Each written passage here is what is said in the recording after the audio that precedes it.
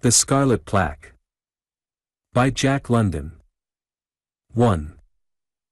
The way led along upon what had once been the embankment of a railroad. But no train had run upon it for many years.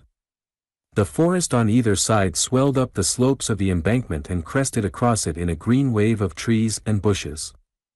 The trail was as narrow as a man's body, and was no more than a wild animal runway. Occasionally, a piece of rusty iron, showing through the forest mold, advertised that the rail and the ties still remained. In one place, a 10-inch tree, bursting through at a connection, had lifted the end of a rail clearly into view. The tie had evidently followed the rail, held to it by the spike long enough for its bed to be filled with gravel and rotten leaves, so that now the crumbling, rotten timber thrust itself up at a curious slant. Old as the road was, it was manifest that it had been of the monorail type. An old man and a boy traveled along this runway. They moved slowly, for the old man was very old, a touch of palsy made his movements tremulous, and he leaned heavily upon his staff. A rude skullcap of goatskin protected his head from the sun. From beneath this fell a scant fringe of stained and dirty white hair. A visor, ingeniously made from a large leaf, shielded his eyes, and from under this he peered at the way of his feet on the trail. His beard, which should have been snow-white but which showed the same weather-wear and camp stain as his hair, fell nearly to his waist in a great tangled mass. About his chest and shoulders hung a single, mangy garment of goatskin. His arms and legs, withered and skinny, betokened extreme age, as well as did their sunburn and scars and scratches betoken long years of exposure to the elements. The boy, who led the way, checking the eagerness of his muscles to the slow progress of the elder, likewise wore a single garment, a ragged-edged piece of bare skin, with a hole in the middle through which he had thrust his head. He could not have been more than 12 years old. Tucked coquettishly over one ear was the freshly severed tail of a pig. In one hand he carried a medium-sized bow and an arrow. On his back was a quiver full of arrows. From a sheath hanging about his neck on a thong, projected the battered handle of a hunting knife. He was as brown as a berry, and walked softly, with almost a cat-like tread. In marked contrast with his sunburned skin were his eyes blue, deep blue, but keen and sharp as a pair of gimlets. They seemed to bore into aft about him in a way that was habitual. As he went along he smelled things, as well, his distended, quivering nostrils carrying to his brain an endless series of messages from the outside world. Also, his hearing was acute, and had been so trained that it operated automatically. Without conscious effort, he heard all the slight sounds in the apparent quiet heard, and differentiated, and classified these sounds whether they were of the wind rustling the leaves, of the humming of bees and gnats, of the distant rumble of the sea that drifted to him only in lulls, or of the gopher, just under his foot, shoving a pouchful of earth into the entrance of his hole. Suddenly he became alertly tense. Sound, sight, and odor had given him a simultaneous warning. His hand went back to the old man, touching him, and the pair stood still. Ahead, at one side of the top of the embankment, arose a crackling sound, and the boy's gaze was fixed on the tops of the agitated bushes. Then a large bear, a grizzly, crashed into view, and likewise stopped abruptly, at sight of the humans. He did not like them, and growled querulously. Slowly the boy fitted the arrow to the bow, and slowly he pulled the bowstring taut. But he never removed his eyes from the bear. The old man peered from under his green leaf at the danger, and stood as quietly as the boy. For a few seconds this mutual scrutinizing went on, then, the bear betraying a growing irritability, the boy, with a movement of his head, indicated that the old man must step aside from the trail and go down the embankment. The boy followed, going backward, still holding the bow taut and ready. They waited till a crashing among the bushes from the opposite side of the embankment told them the bear had gone on. The boy grinned as he led back to the trail. "A big un, Granser," he chuckled. The old man shook his head. "They get thicker every day," he complained in a thin, undependable falsetto.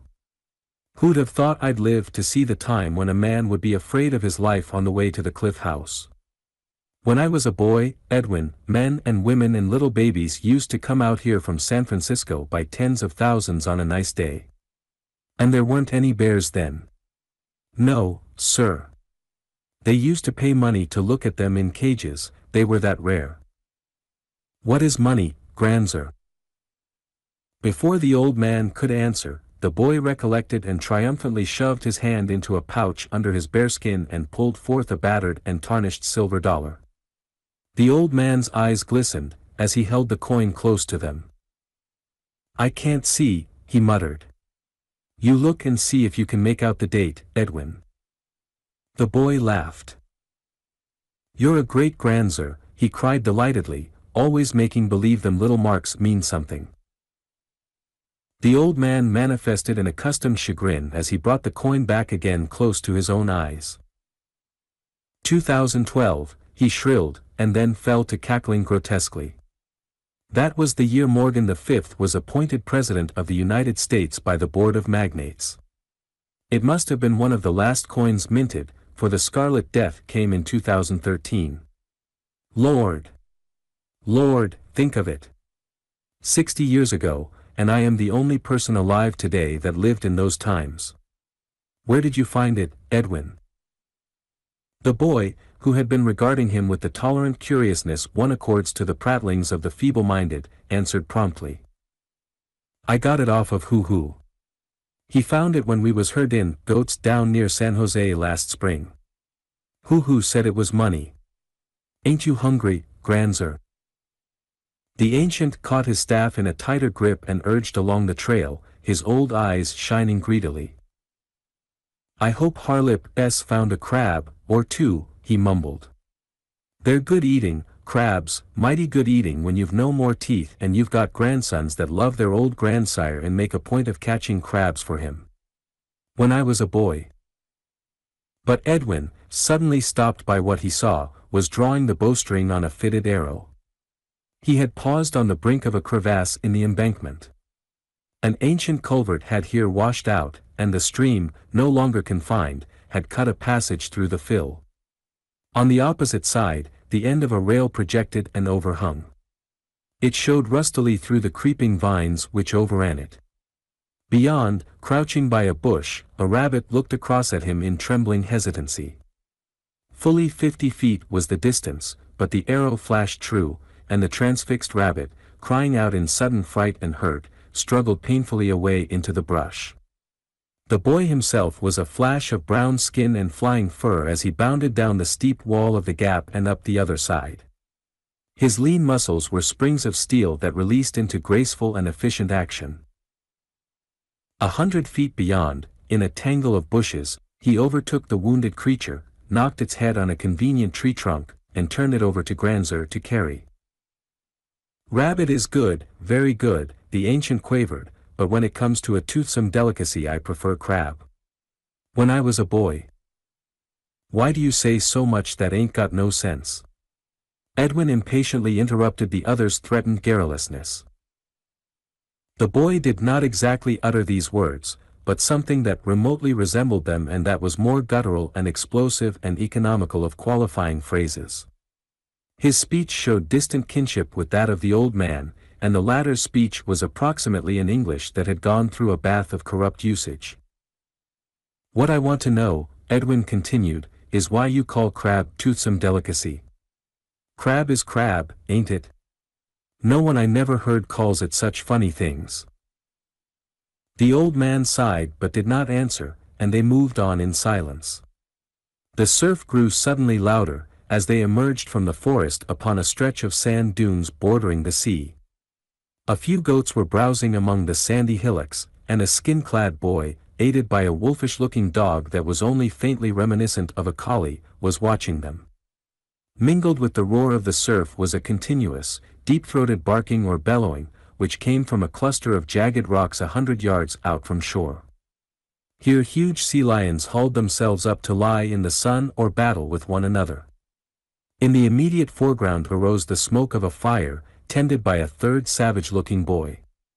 Crouched near him were several wolfish dogs similar to the one that guarded the goats. The old man accelerated his pace, sniffing eagerly as he neared the fire. "Mussels," he muttered ecstatically. "Mussels. And ain't that a crab, hoo-hoo. Ain't that a crab? My, you boys are good to your old grandsire."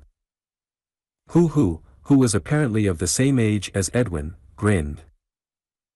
"All you want, Granser. I got 4. The old man's palsied eagerness was pitiful. Sitting down in the sand as quickly as his stiff limbs would let him, he poked a large rock mussel from out of the coals. The heat had forced its shells apart, and the meat, salmon-colored, was thoroughly cooked. Between thumb and forefinger, in trembling haste, he caught the morsel and carried it to his mouth. But it was too hot, and the next moment was violently ejected. The old man spluttered with the pain, and tears ran out of his eyes and down his cheeks. The boys were true savages, possessing only the cruel humor of the savage. To them the incident was excruciatingly funny, and they burst into loud laughter. Hoo-hoo danced up and down, while Edwin rolled gleefully on the ground. The boy with the goats came running to join in the fun. "Set 'em to cool, Edwin, set 'em to cool," the old man besought, in the midst of his grief, making no attempt to wipe away the tears that still flowed from his eyes. "And cool a crab, Edwin, too. You know your grandsire likes crabs." From the coals arose a great sizzling, which proceeded from the many mussels bursting open their shells and exuding their moisture. They were large shellfish, running from 3 to 6 inches in length. The boys raked them out with sticks and placed them on a large piece of driftwood to cool. When I was a boy, we did not laugh at our elders, we respected them.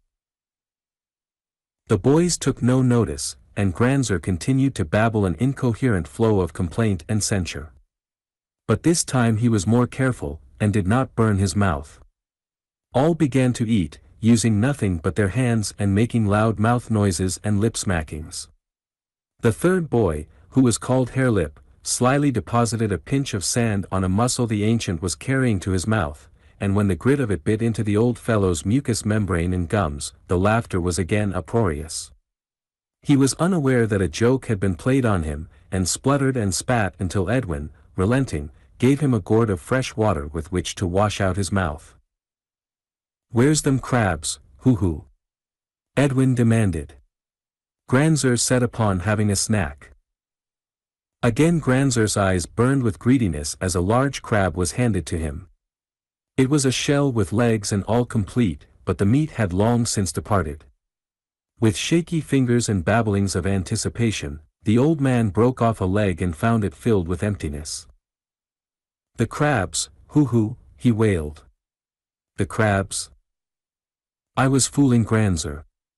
They ain't no crabs. I never found one." The boys were overwhelmed with delight at sight of the tears of senile disappointment that dribbled down the old man's cheeks. Then, unnoticed, Hoo-Hoo replaced the empty shell with a fresh cooked crab. Already dismembered, from the cracked legs the white meat sent forth a small cloud of savory steam. This attracted the old man's nostrils, and he looked down in amazement. The change of his mood to one of joy was immediate. He snuffled and muttered and mumbled, making almost a croon of delight, as he began to eat. Of this the boys took little notice, for it was an accustomed spectacle. Nor did they notice his occasional exclamations and utterances of phrases which meant nothing to them, as, for instance, when he smacked his lips and champed his gums while muttering, "Mayonnaise. Just think mayonnaise. And it's 60 years since the last was ever made. 2 generations and never a smell of it. Why, in those days it was served in every restaurant with crab." When he could eat no more, the old man sighed, wiped his hands on his naked legs, and gazed out over the sea. With the content of a full stomach, he waxed reminiscent. "To think of it. I've seen this beach alive with men, women, and children on a pleasant Sunday. And there weren't any bears to eat them up either. And right up there on the cliff was a big restaurant where you could get anything you wanted to eat. 4 million people lived in San Francisco then. And now, in the whole city and county there aren't 40 all told. And out there on the sea were ships and ships always to be seen, going in for the Golden Gate or coming out. And airships in the air, dirigibles and flying machines. They could travel 200 miles an hour. The mail contracts with the New York and San Francisco Limited demanded that for the minimum. There was a chap, a Frenchman, I forget his name, who succeeded in making 300, but the thing was risky, too risky for conservative persons. But he was on the right clue, and he would have managed it if it hadn't been for the Great Plague. When I was a boy, there were men alive who remembered the coming of the first aeroplanes, and now I have lived to see the last of them, and that's 60 years ago. The old man babbled on, unheeded by the boys, who were long accustomed to his garrulousness, and whose vocabularies, besides, lacked the greater portion of the words he used. It was noticeable that in these rambling soliloquies his English seemed to recrudesce into better construction and phraseology. But when he talked directly with the boys it lapsed, largely, into their own uncouth and simpler forms. But there weren't many crabs in those days, the old man wandered on. They were fished out, and they were great delicacies. The open season was only a month long, too. And now crabs are accessible the whole year around. Think of it, catching all the crabs you want, any time you want, in the surf of the Cliff House beach. A sudden commotion among the goats brought the boys to their feet. The dogs about the fire rushed to join their snarling fellow who guarded the goats, while the goats themselves stampeded in the direction of their human protectors. A half-dozen forms, lean and gray, glided about on the sand hillocks and faced the bristling dogs. Edwin arched an arrow that fell short. But Hare-Lip, with a sling such as David carried into battle against Goliath, hurled a stone through the air that whistled from the speed of its flight. It fell squarely among the wolves and caused them to slink away toward the dark depths of the eucalyptus forest. The boys laughed and lay down again in the sand, while Granser sighed ponderously. He had eaten too much, and, with hands clasped on his paunch, the fingers interlaced, he resumed his maunderings. The fleeting systems lapse like foam, he mumbled what was evidently a quotation. That's it, foam, and fleeting. All man's toil upon the planet was just so much foam. He domesticated the serviceable animals, destroyed the hostile ones, and cleared the land of its wild vegetation. And then he passed, and the flood of primordial life rolled back again, sweeping his handiwork away. The weeds and the forest inundated his fields, the beasts of prey swept over his flocks, and now there are wolves on the Cliff House beach. He was appalled by the thought. Where 4 million people disported themselves, the wild wolves roam today, and the savage progeny of our loins, with prehistoric weapons, defend themselves against the fanged despoilers. Think of it. And all because of the Scarlet Death. The adjective had caught Hare-Lip's ear. He's always saying that, he said to Edwin. What is scarlet? The scarlet of the maples can shake me like the cry of bugles going by, the old man quoted. It's red, Edwin answered the question. And you don't know it because you come from the chauffeur tribe. They never did know nothing, none of them. Scarlet is red, I know that. Red is red, ain't it? Hare-Lip grumbled. Then what's the good of gettin' cocky and calling it scarlet? Granser, what for do you always say so much what nobody knows? He asked. Scarlet ain't anything, but red is red. Why don't you say red, then? Red is not the right word, was the reply. The plague was scarlet. The whole face and body turned scarlet in an hour's time. Don't I know? Didn't I see enough of it? And I am telling you it was scarlet because, well, because it was scarlet. There is no other word for it. Red is good enough for me, Hare-Lip muttered obstinately. My dad calls red red, and he ought to know. He says everybody died of the Red Death. Your dad is a common fellow, descended from a common fellow, Granser retorted heatedly. Don't I know the beginnings of the chauffeurs? Your grandsire was a chauffeur, a servant, and without education. He worked for other persons. But your grandmother was of good stock, only the children did not take after her. Don't I remember when I first met them, catching fish at Lake Temescal? What is education? Edwin asked. Calling red scarlet, Hare-Lip sneered, then returned to the attack on Granser.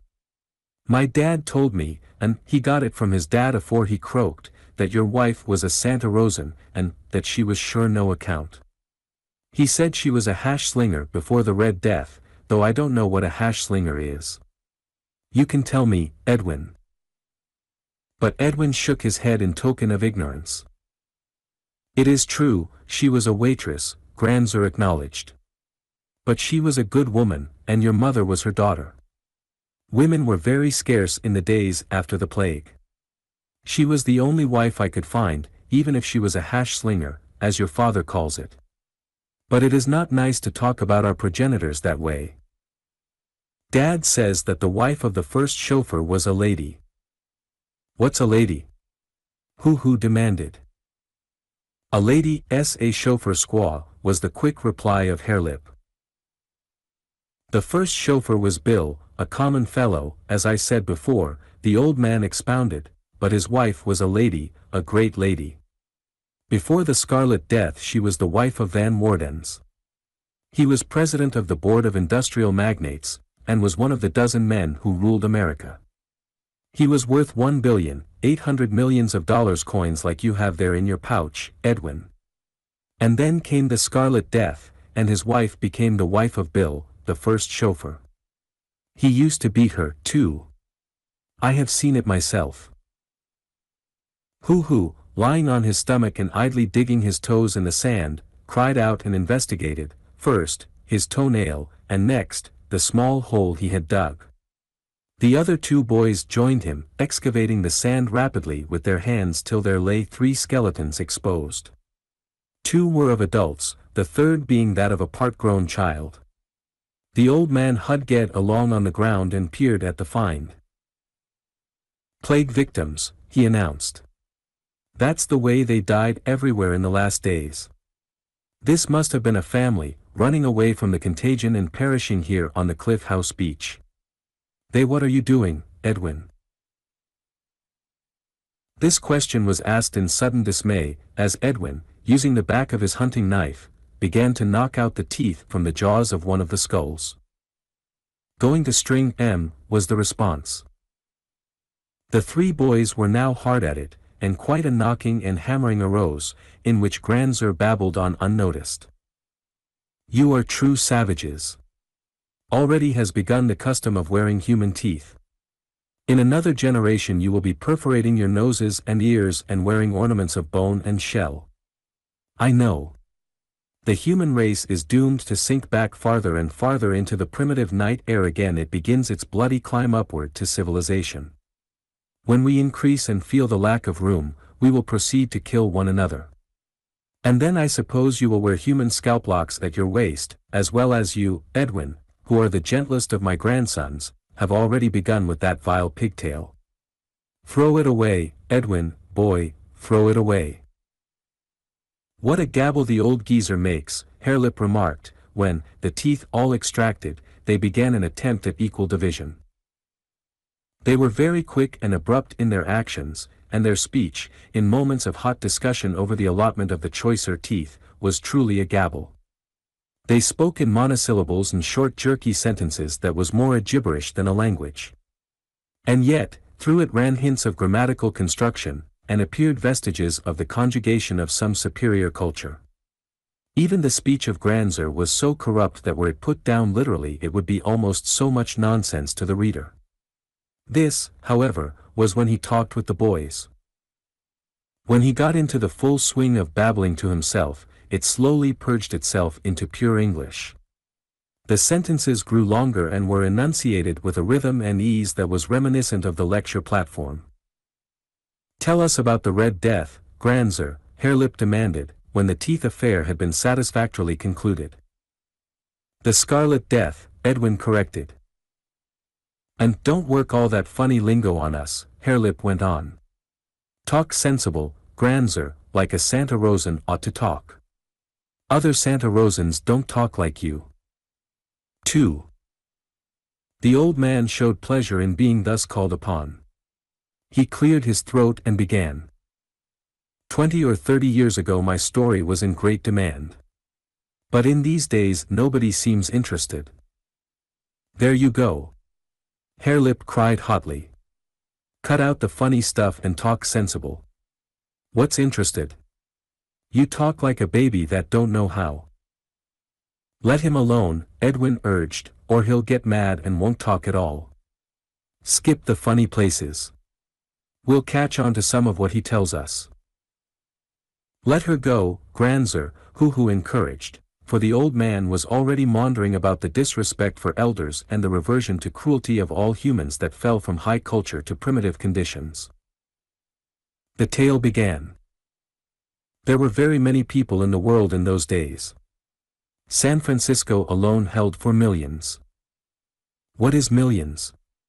Edwin interrupted. Granser looked at him kindly. I know you cannot count beyond 10, so I will tell you. Hold up your 2 hands. On both of them you have altogether 10 fingers and thumbs. Very well. I now take this grain of sand, you hold it, hoo. He dropped the grain of sand into the lad's palm and went on. Now that grain of sand stands for the 10 fingers of Edwin. I add another grain. That's 10 more fingers. And I add another, and another, and another, until I have added as many grains as Edwin has fingers and thumbs. That makes what I call 100. Remember that word 100. Now I put this pebble in Hare-Lip's hand. It stands for 10 grains of sand, or 10 tens of fingers, or 100 fingers. I put in 10 pebbles. They stand for 1,000 fingers. I take a mussel shell, and it stands for 10 pebbles, or 100 grains of sand, or 1,000 fingers. And so on, laboriously, and with much reiteration, he strove to build up in their minds a crude conception of numbers. As the quantities increased, he had the boys holding different magnitudes in each of their hands. For still higher sums, he laid the symbols on the log of driftwood, and for symbols he was hard put, being compelled to use the teeth from the skulls for millions, and the crab shells for billions. It was here that he stopped, for the boys were showing signs of becoming tired. There were 4 million people in San Francisco. 4 teeth. The boys' eyes ranged along from the teeth and from hand to hand, down through the pebbles and sand grains to Edwin's fingers. And back again they ranged along the ascending series in the effort to grasp such inconceivable numbers. That was a lot of folks, Granser, Edwin at last hazarded. Like sand on the beach here, like sand on the beach, each grain of sand a man, or woman, or child. Yes, my boy, all those people lived right here in San Francisco. And at one time or another all those people came out on this very beach, more people than there are grains of sand. More. And San Francisco was a noble city. And across the bay where we camped last year, even more people lived, clear from Point Richmond, on the level ground and on the hills, all the way around to San Leandro, one great city of 7 million people, 7 teeth, there, that's it, 7 millions. Again the boy's eyes ranged up and down from Edwin's fingers to the teeth on the log. The world was full of people. The census of 2010 gave 8 billions for the whole world, 8 crab shells, yes, 8 billions. It was not like today. Mankind knew a great deal more about getting food. And the more food there was, the more people there were. In the year 1800, there were 170 millions in Europe alone. 100 years later a grain of sand, 100 years later, at 1900, there were 500 millions in Europe, 5 grains of sand, and this 1 tooth.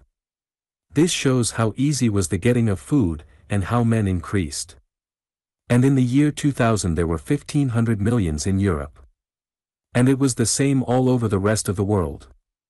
8 crab shells there, yes, 8 billion people were alive on the earth when the Scarlet Death began. I was a young man when the plague came 27 years old, and I lived on the other side of San Francisco Bay, in Berkeley. You remember those great stone houses, Edwin, when we came down the hills from Contra Costa? That was where I lived, in those stone houses. I was a professor of English literature. Much of this was over the heads of the boys, but they strove to comprehend dimly this tale of the past. What was them stone houses for? Hare-Lip queried. You remember when your dad taught you to swim? The boy nodded. Well, in the University of California, that is the name we had for the houses we taught young men and women how to think, just as I have taught you now, by sand and pebbles and shells, to know how many people lived in those days. There was very much to teach.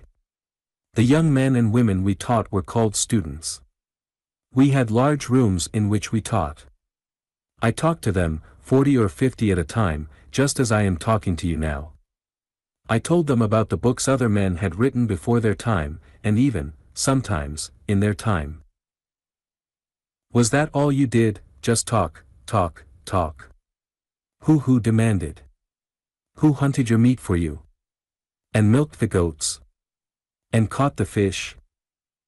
A sensible question, a sensible question. As I have told you, in those days food getting was easy. We were very wise. A few men got the food for many men. The other men did other things. As you say, I talked. I talked all the time, and for this food was given me much food, fine food, beautiful food, food that I have not tasted in 60 years and shall never taste again. I sometimes think the most wonderful achievement of our tremendous civilization was food, its inconceivable abundance, its infinite variety, its marvelous delicacy. Oh my grandsons, life was life in those days, when we had such wonderful things to eat. This was beyond the boys, and they let it slip by, words and thoughts, as a mere senile wandering in the narrative. Our food-getters were called freemen. This was a joke. We of the ruling classes owned all the land, all the machines, everything. These food-getters were our slaves. We took almost all the food they got, and left them a little so that they might eat, and work, and get us more food. I'd have gone into the forest and got food for myself, Hare-Lip announced, and if any man tried to take it away from me, I'd have killed him. The old man laughed. Did I not tell you that we of the ruling class owned all the land, all the forest, everything? Any food-getter who would not get food for us, him we punished or compelled to starve to death. And very few did that. They preferred to get food for us, and make clothes for us, and prepare and administer to us 1,000 a muscle shell, a 1,000 satisfactions and delights. And I was Professor Smith in those days, Professor James Howard Smith. And my lecture courses were very popular, that is, very many of the young men and women liked to hear me talk about the books other men had written. And I was very happy, and I had beautiful things to eat. And my hands were soft, because I did no work with them, and my body was clean all over and dressed in the softest garments. He surveyed his mangy goat skin with disgust. We did not wear such things in those days. Even the slaves had better garments. And we were most clean. We washed our faces and hands often every day. You boys never wash unless you fall into the water or go swimming.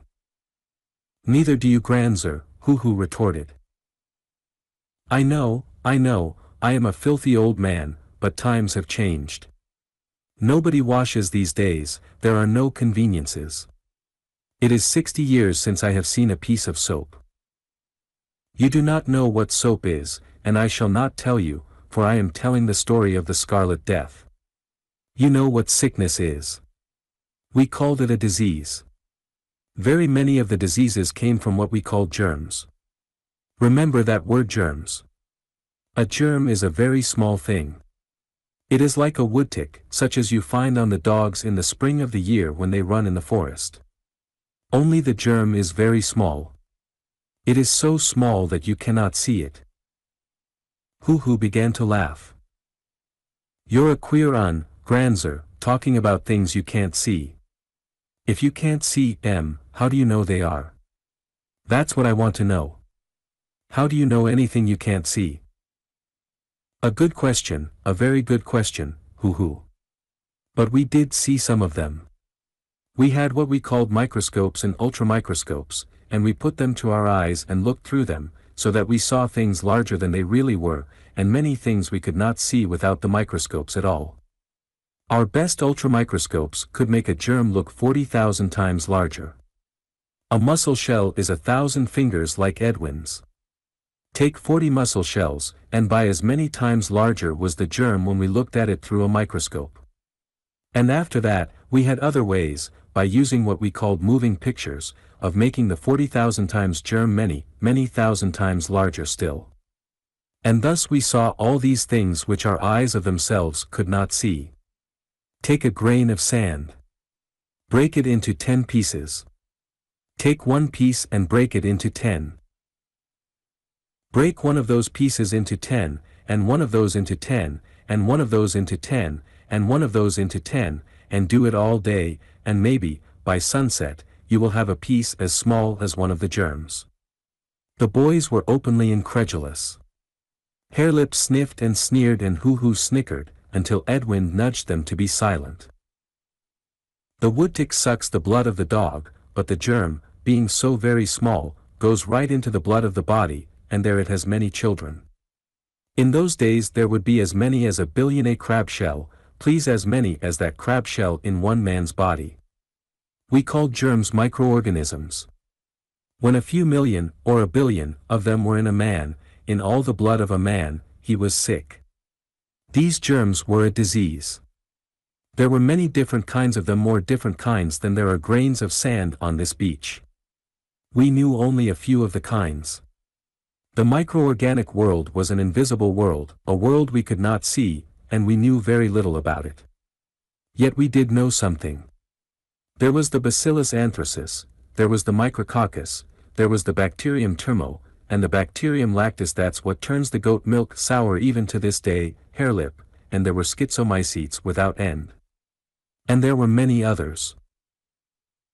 Here the old man launched into a disquisition on germs and their natures, using words and phrases of such extraordinary length and meaninglessness, that the boys grinned at one another and looked out over the deserted ocean till they forgot the old man was babbling on.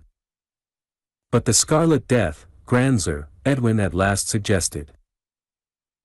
Granser recollected himself, and with a start tore himself away from the rostrum of the lecture hall, where, to another world audience, he had been expounding the latest theory, 60 years gone, of germs and germ diseases. Yes, Edwin, I had forgotten. Sometimes the memory of the past is very strong upon me, and I forget that I am a dirty old man, clad in goat skin, wandering with my savage grandsons who are goatherds in the primeval wilderness. The fleeting systems lapse like foam, and so lapsed our glorious, colossal civilization.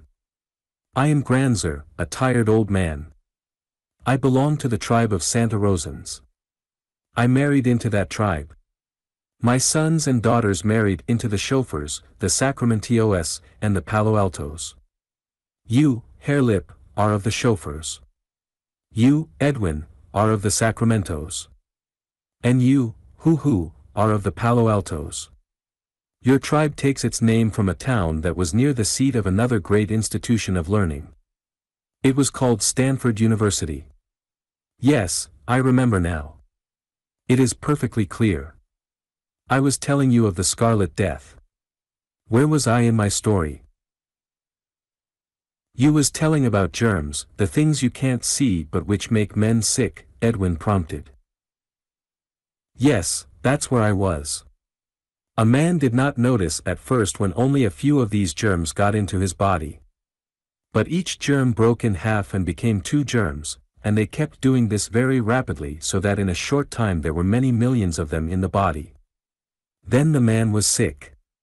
He had a disease, and the disease was named after the kind of a germ that was in him. It might be measles, it might be influenza, it might be yellow fever, it might be any of thousands and thousands of kinds of diseases. Now this is the strange thing about these germs. There were always new ones coming to live in men's bodies. Long and long and long ago, when there were only a few men in the world, there were few diseases. But as men increased and lived closely together in great cities and civilizations, new diseases arose, new kinds of germs entered their bodies. Thus were countless millions and billions of human beings killed. And the more thickly men packed together, the more terrible were the new diseases that came to be. Long before my time, in the Middle Ages, there was the Black Plague that swept across Europe. It swept across Europe many times. There was tuberculosis, that entered into men wherever they were thickly packed. 100 years before my time there was the bubonic plague. And in Africa was the sleeping sickness. The bacteriologists fought all these sicknesses and destroyed them, just as you boys fight the wolves away from your goats, or squash the mosquitoes that light on you. The bacteriologists. But, Granser, what is a what you call it? Edwin interrupted.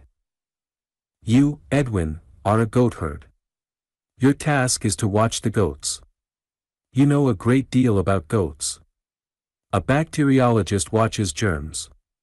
That's his task, and he knows a great deal about them. So, as I was saying, the bacteriologists fought with the germs and destroyed them sometimes. There was leprosy, a horrible disease. 100 years before I was born, the bacteriologists discovered the germ of leprosy. They knew all about it. They made pictures of it. I have seen those pictures. But they never found a way to kill it. But in 1984, there was the Pantoblast Plague, a disease that broke out in a country called Brazil and that killed millions of people. But the bacteriologists found it out, and found the way to kill it, so that the Pantoblast Plague went no farther. They made what they called a serum, which they put into a man's body and which killed the Pantoblast germs without killing the man. And in 1910, there was pellagra, and also the hookworm. These were easily killed by the bacteriologists.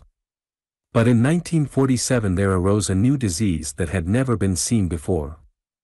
It got into the bodies of babies of only 10 months old or less, and it made them unable to move their hands and feet, or to eat, or anything, and the bacteriologists were 11 years in discovering how to kill that particular germ and save the babies. In spite of all these diseases, and of all the new ones that continued to arise, there were more and more men in the world. This was because it was easy to get food.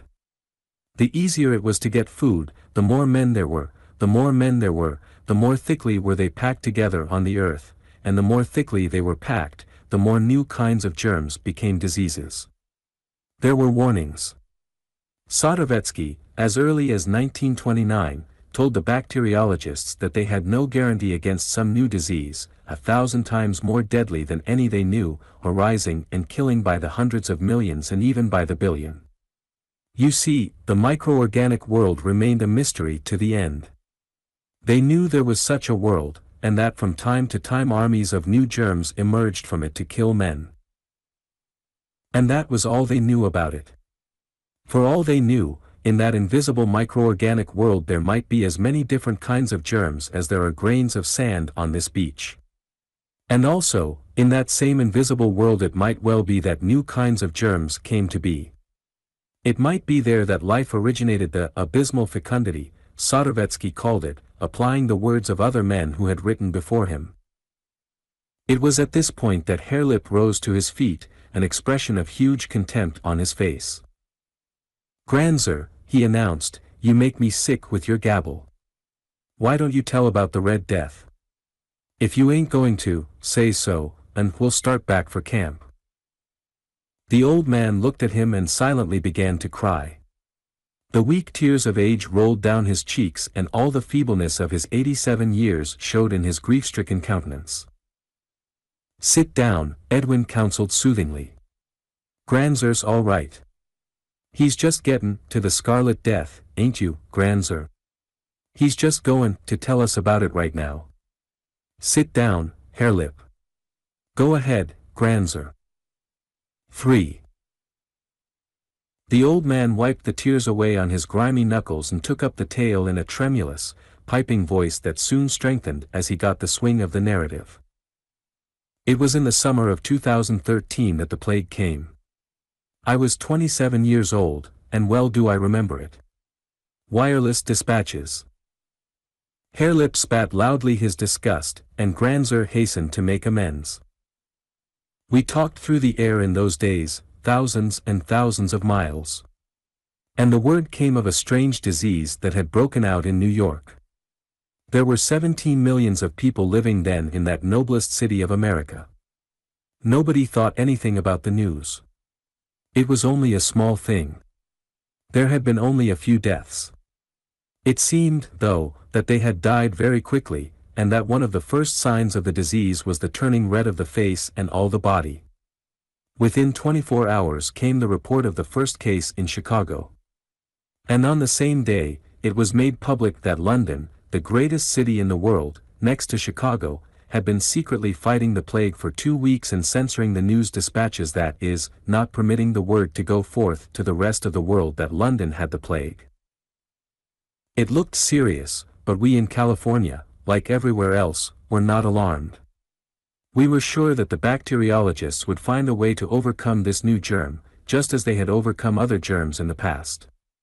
But the trouble was the astonishing quickness with which this germ destroyed human beings, and the fact that it inevitably killed any human body it entered. No one ever recovered. There was the old Asiatic cholera, when you might eat dinner with a well man in the evening, and the next morning, if you got up early enough, you would see him being hauled by your window in the death cart. But this new plague was quicker than that, much quicker. From the moment of the first signs of it, a man would be dead in an hour. Some lasted for several hours. Many died within 10 or 15 minutes of the appearance of the first signs. The heart began to beat faster and the heat of the body to increase. Then came the scarlet rash, spreading like wildfire over the face and body. Most persons never noticed the increase in heat and heartbeat, and the first they knew was when the scarlet rash came out. Usually, they had convulsions at the time of the appearance of the rash. But these convulsions did not last long and were not very severe. If one lived through them, he became perfectly quiet, and only did he feel a numbness swiftly creeping up his body from the feet. The heels became numb first, then the legs, and hips, and when the numbness reached as high as his heart he died. They did not rave or sleep. Their minds always remained cool and calm up to the moment their heart numbed and stopped. And another strange thing was the rapidity of decomposition. No sooner was a person dead than the body seemed to fall to pieces, to fly apart, to melt away even as you looked at it. That was one of the reasons the plague spread so rapidly. All the billions of germs in a corpse were so immediately released. And it was because of all this that the bacteriologists had so little chance in fighting the germs. They were killed in their laboratories even as they studied the germ of the Scarlet Death. They were heroes. As fast as they perished, others stepped forth and took their places. It was in London that they first isolated it. The news was telegraphed everywhere. Trask was the name of the man who succeeded in this, but within 30 hours he was dead. Then came the struggle in all the laboratories to find something that would kill the plague germs. All drugs failed. You see, the problem was to get a drug, or serum, that would kill the germs in the body and not kill the body. They tried to fight it with other germs, to put into the body of a sick man germs that were the enemies of the plague germs. And you can't see these germ things, Granser, Hare-Lip objected, and here you gabble, gabble, gabble about them as if they was anything, when they're nothing at all. Anything you can't see, ain't, that's what. Fighting things that ain't with things that ain't. They must have been all fools in them days. That's why they croaked. I ain't goin' to believe in such rot, I tell you that. Granser promptly began to weep, while Edwin hotly took up his defense. Look here, Hare-Lip, you believe in lots of things you can't see. Hare-Lip shook his head. You believe in dead men walking about. You never seen one dead man walk about. I tell you I seen last winter, when I was wolf hunting with Dad. Well, you always spit when you cross running water, Edwin challenged. That's to keep off bad luck, was Hare-Lip's defense. You believe in bad luck? Sure. And you ain't never seen bad luck, Edwin concluded triumphantly. You're just as bad as Granser and his germs. You believe in what you don't see. Go on, Granser. Hare-Lip, crushed by this metaphysical defeat, remained silent, and the old man went on. Often and often, though this narrative must not be clogged by the details, was Granser's tale interrupted while the boys squabbled among themselves. Also, among themselves they kept up a constant, low-voiced exchange of explanation and conjecture, as they strove to follow the old man into his unknown and vanished world. The Scarlet Death broke out in San Francisco. The first death came on a Monday morning. By Thursday they were dying like flies in Oakland and San Francisco. They died everywhere in their beds, at their work, walking along the street. It was on Tuesday that I saw my first death, Miss Colbran, one of my students, sitting right there before my eyes, in my lecture room. I noticed her face while I was talking. It had suddenly turned scarlet. I ceased speaking and could only look at her, for the first fear of the plague was already on all of us and we knew that it had come. The young women screamed and ran out of the room. So did the young men run out, all but two. Miss Colbran's convulsions were very mild and lasted less than a minute. One of the young men fetched her a glass of water. She drank only a little of it, and cried out. My feet. All sensation has left them. After a minute she said, I have no feet. I am unaware that I have any feet. And my knees are cold. I can scarcely feel that I have knees. She lay on the floor, a bundle of notebooks under her head. And we could do nothing. The coldness and the numbness crept up past her hips to her heart, and when it reached her heart she was dead. In 15 minutes, by the clock I timed it, she was dead, there, in my own classroom, dead. And she was a very beautiful, strong, healthy young woman. And from the first sign of the plague to her death only 15 minutes elapsed. That will show you how swift was the Scarlet Death. Yet in those few minutes I remained with the dying woman in my classroom. The alarm had spread over the university, and the students, by thousands, all of them, had deserted the lecture room and laboratories. When I emerged, on my way to make report to the president of the faculty, I found the university deserted. Across the campus were several stragglers hurrying for their homes. Two of them were running. President Hogue, I found in his office, all alone, looking very old and very gray, with a multitude of wrinkles in his face that I had never seen before. At the sight of me, he pulled himself to his feet and tottered away to the inner office, banging the door after him and locking it. You see, he knew I had been exposed, and he was afraid. He shouted to me through the door to go away. I shall never forget my feelings as I walked down the silent corridors and out across that deserted campus. I was not afraid. I had been exposed, and I looked upon myself as already dead. It was not that, but a feeling of awful depression that impressed me. Everything had stopped. It was like the end of the world to me, my world. I had been born within sight and sound of the university. It had been my predestined career. My father had been a professor there before me, and his father before him. For a century and a half had this university, like a splendid machine, been running steadily on. And now, in an instant, it had stopped. It was like seeing the sacred flame die down on some thrice sacred altar.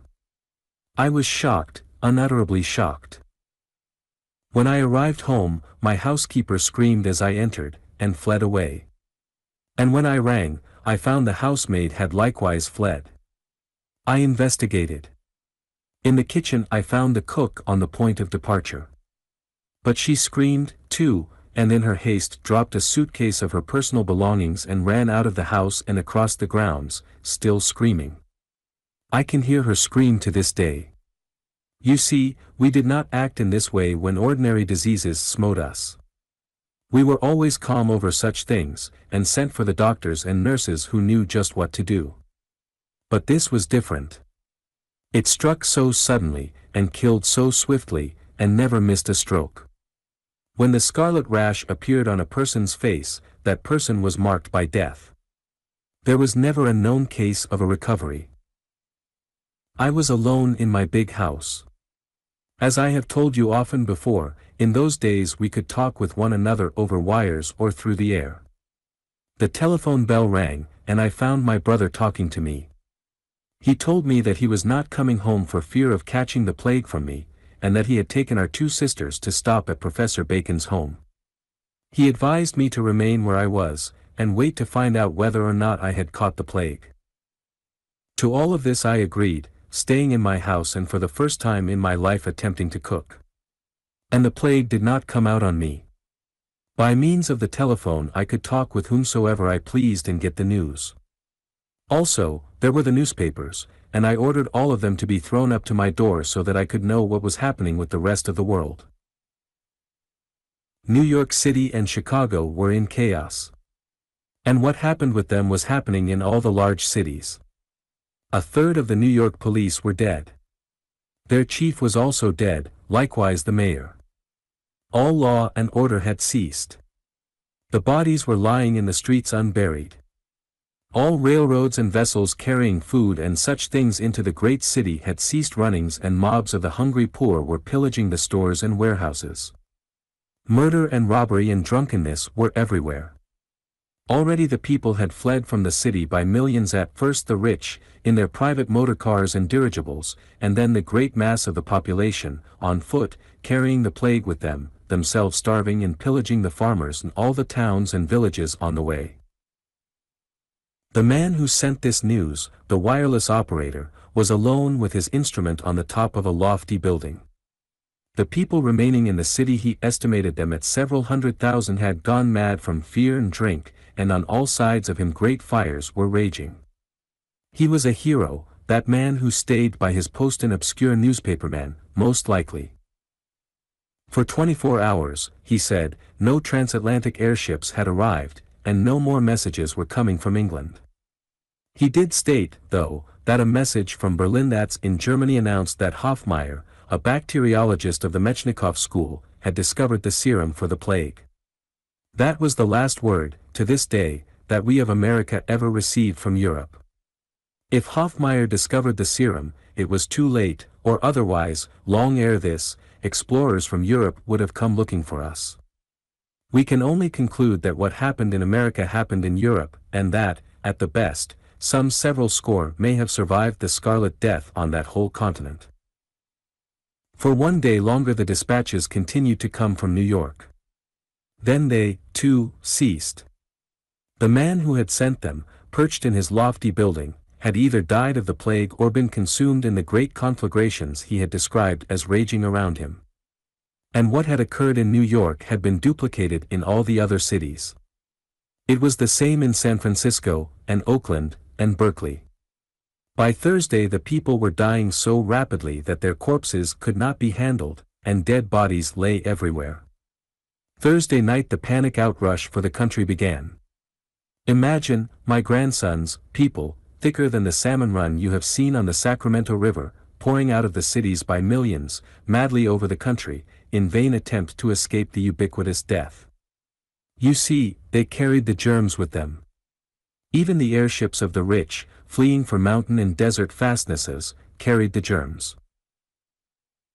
Hundreds of these airships escaped to Hawaii, and not only did they bring the plague with them, but they found the plague already there before them. This we learned, by the dispatches, until all order in San Francisco vanished, and there were no operators left at their posts to receive or send. It was amazing, astounding, this loss of communication with the world. It was exactly as if the world had ceased, been blotted out. For 60 years that world has no longer existed for me. I know there must be such places as New York, Europe, Asia, and Africa, but not one word has been heard of them, not in 60 years. With the coming of the Scarlet Death the world fell apart, absolutely, irretrievably.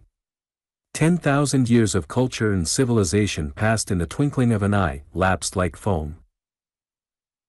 I was telling about the airships of the rich. They carried the plague with them, and no matter where they fled, they died. I never encountered but one survivor of any of them, Mungerson. He was afterwards a Santa Rosan, and he married my eldest daughter. He came into the tribe 8 years after the plague. He was then 19 years old, and he was compelled to wait 12 years more before he could marry. You see, there were no unmarried women, and some of the older daughters of the Santa Rosans were already bespoken.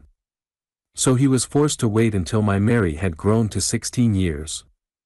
It was his son, Gimpleg, who was killed last year by the mountain lion. Mungerson was 11 years old at the time of the plague. His father was one of the industrial magnates, a very wealthy, powerful man. It was on his airship, the Condor, that they were fleeing, with all the family, for the wilds of British Columbia, which is far to the north of here. But there was some accident, and they were wrecked near Mount Shasta. You have heard of that mountain. It is far to the north. The plague broke out amongst them, and this boy of 11 was the only survivor. For 8 years he was alone, wandering over a deserted land and looking vainly for his own kind. And at last, traveling south, he picked up with us, the Santa Rosans. But I am ahead of my story. When the great exodus from the cities around San Francisco Bay began, and while the telephones were still working, I talked with my brother.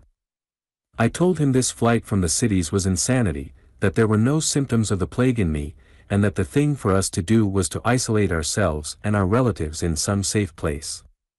We decided on the chemistry building, at the university, and we planned to lay in a supply of provisions, and by force of arms to prevent any other persons from forcing their presence upon us after we had retired to our refuge. All this being arranged, my brother begged me to stay in my own house for at least 24 hours more, on the chance of the plague developing in me. To this I agreed, and he promised to come for me next day. We talked on over the details of the provisioning and the defending of the chemistry building until the telephone died. It died in the midst of our conversation. That evening there were no electric lights, and I was alone in my house in the darkness. No more newspapers were being printed, so I had no knowledge of what was taking place outside. I heard sounds of rioting and of pistol shots, and from my windows I could see the glare of the sky of some conflagration in the direction of Oakland. It was a night of terror. I did not sleep a wink. A man, why and how I do not know, was killed on the sidewalk in front of the house. I heard the rapid reports of an automatic pistol, and a few minutes later the wounded wretch crawled up to my door, moaning and crying out for help. Arming myself with 2 automatics, I went to him. By the light of a match I ascertained that while he was dying of the bullet wounds, at the same time the plague was on him. I fled indoors, whence I heard him moan and cry out for half an hour longer. In the morning, my brother came to me.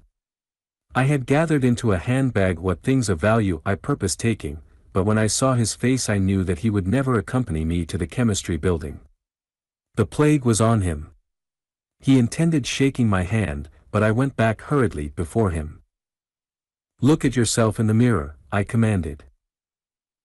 He did so, and at sight of his scarlet face, the color deepening as he looked at it, he sank down nervelessly in a chair. "My God," he said. "I've got it. Don't come near me. I am a dead man." Then the convulsions seized him. He was 2 hours in dying, and he was conscious to the last, complaining about the coldness and loss of sensation in his feet, his calves, his thighs, until at last it was his heart and he was dead. That was the way the Scarlet Death slew. I caught up my handbag and fled. The sights in the streets were terrible. One stumbled on bodies everywhere. Some were not yet dead. And even as you looked, you saw men sink down with the death fastened upon them.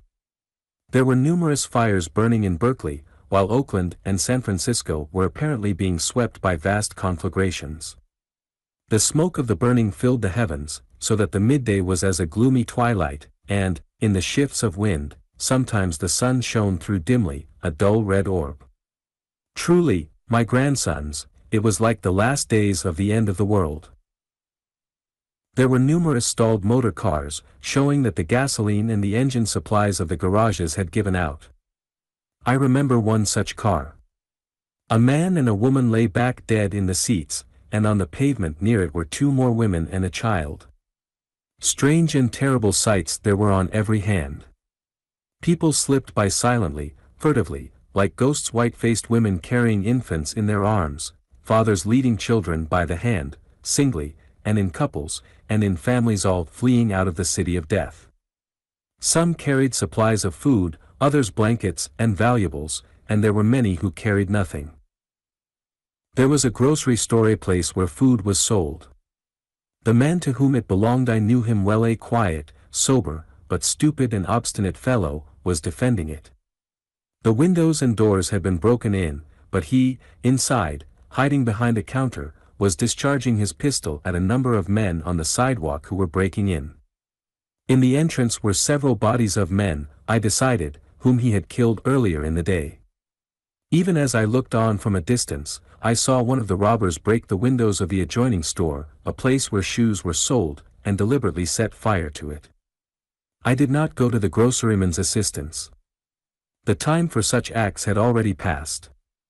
Civilization was crumbling, and it was each for himself. 4.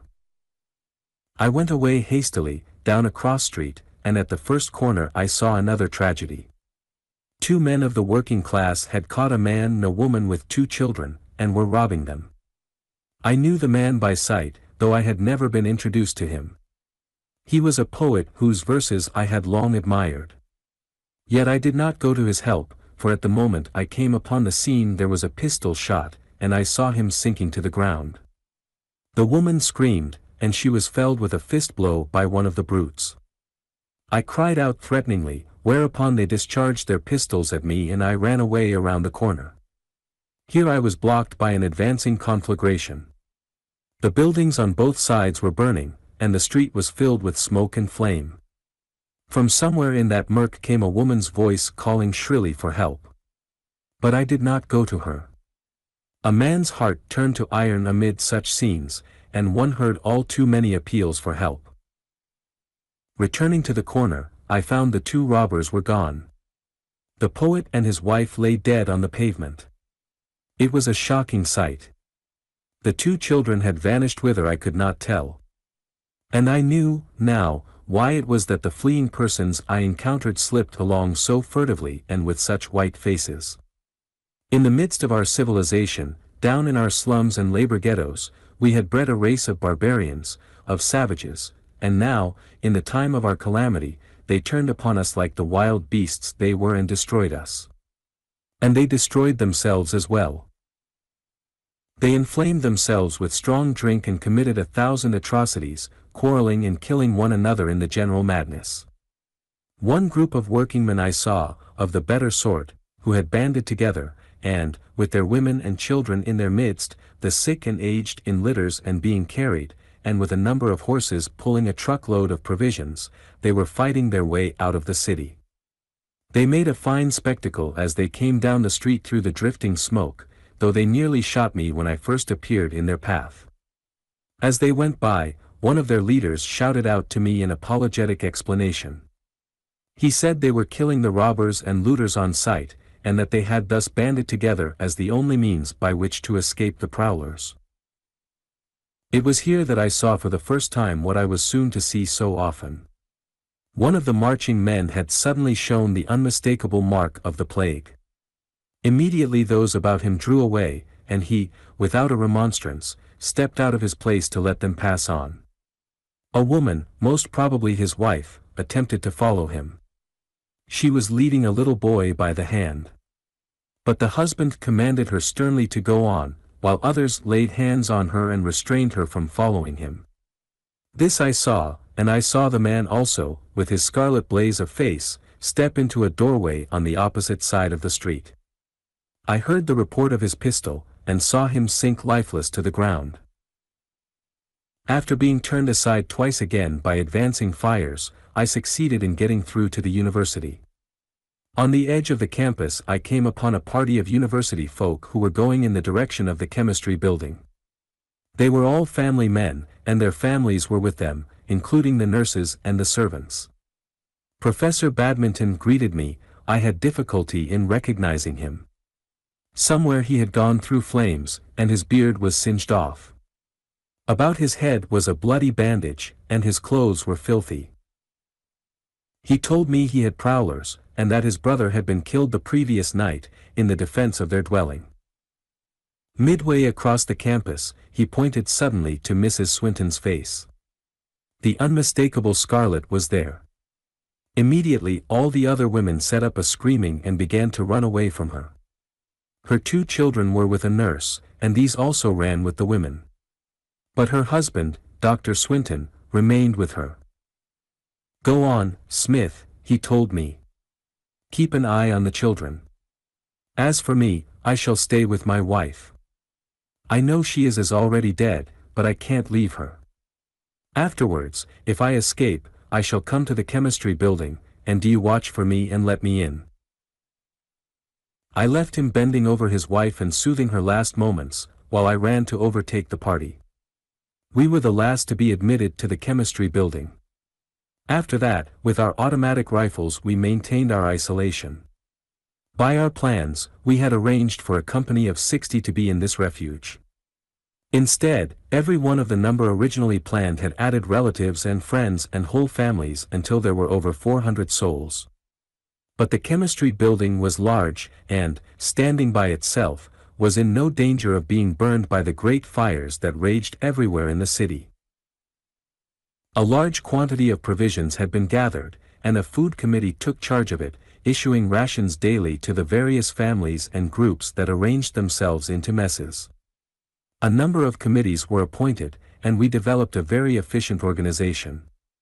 I was on the Committee of Defense, though for the first day no prowlers came near.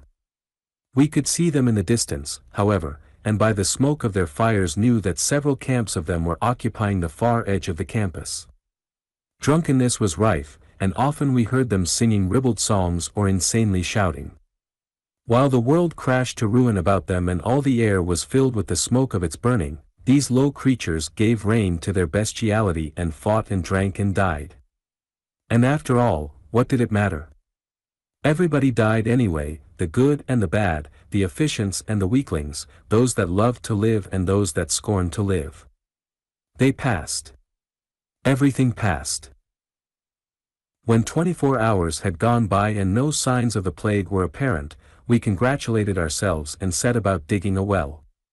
You have seen the great iron pipes which in those days carried water to all the city dwellers.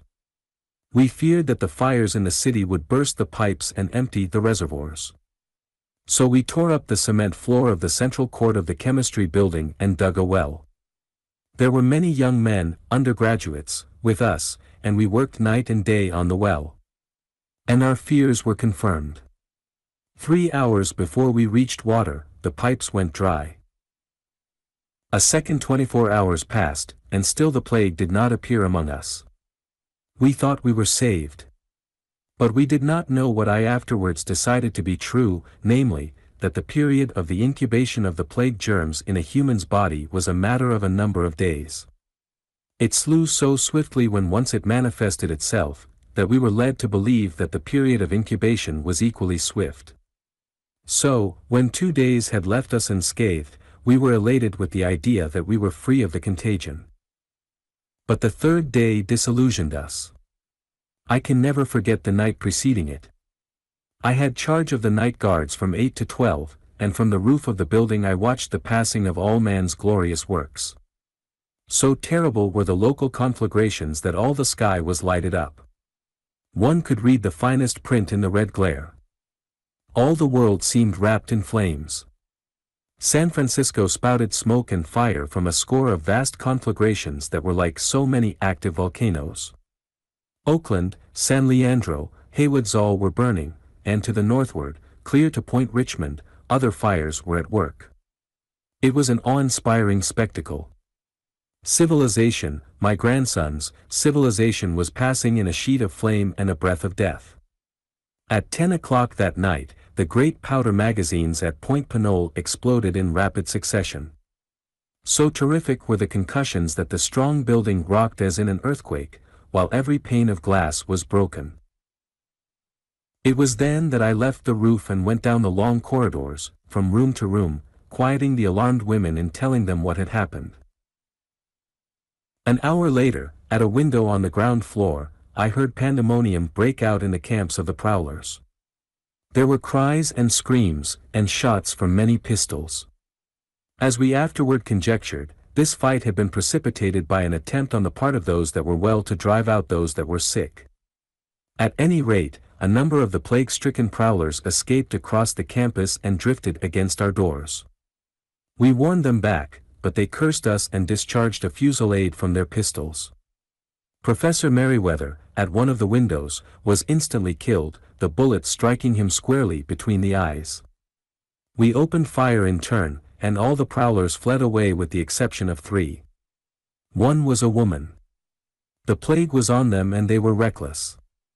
Like foul fiends, there in the red glare from the skies, with faces blazing, they continued to curse us and fire at us. One of the men I shot with my own hand.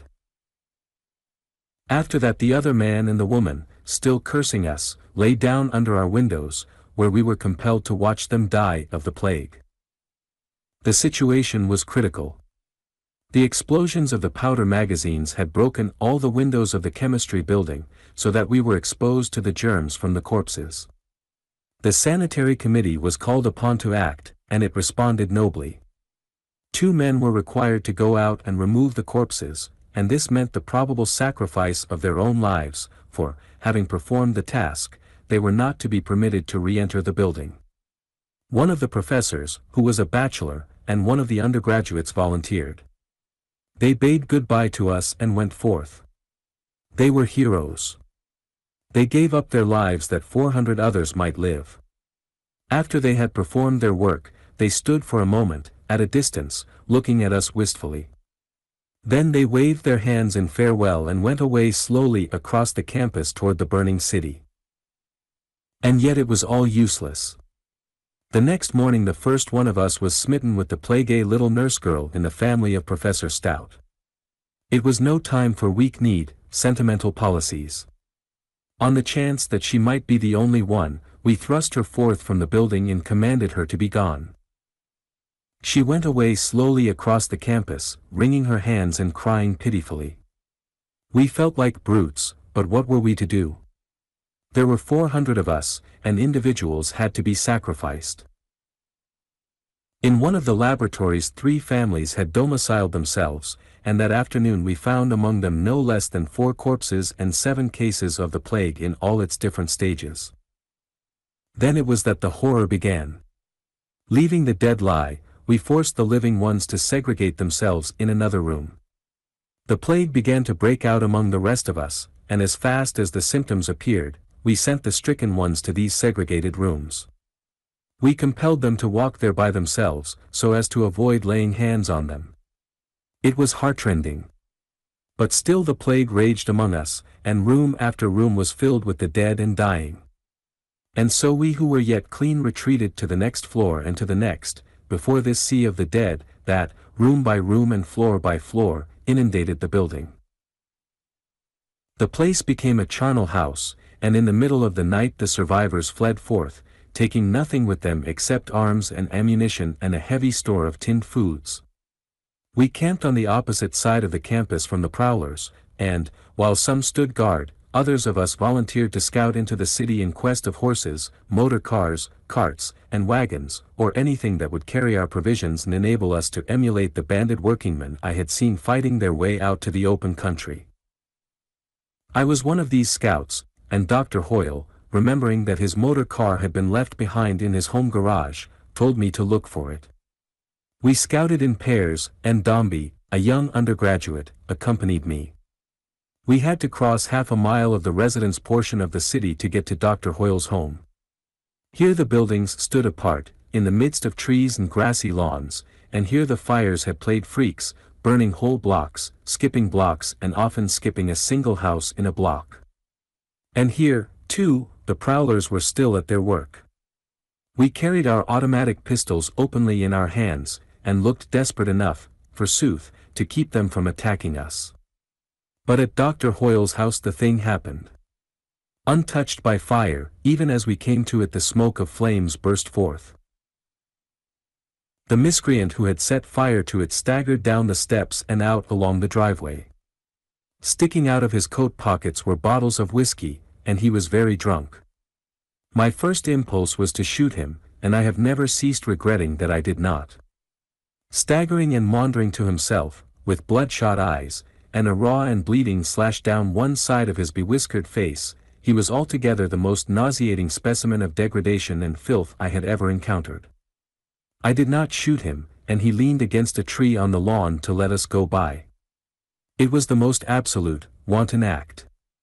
Just as we were opposite him, he suddenly drew a pistol and shot Dombey through the head. The next instant I shot him. But it was too late. Dombey expired without a groan, immediately. I doubt if he even knew what had happened to him. Leaving the two corpses, I hurried on past the burning house to the garage, and there found Dr. Hoyle's motor car. The tanks were filled with gasoline, and it was ready for use. And it was in this car that I threaded the streets of the ruined city and came back to the survivors on the campus. The other scouts returned, but none had been so fortunate. Professor Fairmead had found a Shetland pony, but the poor creature, tied in a stable and abandoned for days, was so weak from want of food and water that it could carry no burden at all. Some of the men were for turning it loose, but I insisted that we should lead it along with us, so that, if we got out of food, we would have it to eat.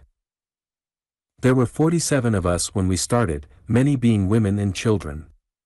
The president of the faculty, an old man to begin with, and now hopelessly broken by the awful happenings of the past week, rode in the motor car with several young children and the aged mother of Professor Fairmead. What Hope, a young professor of English, who had a grievous bullet wound in his leg, drove the car.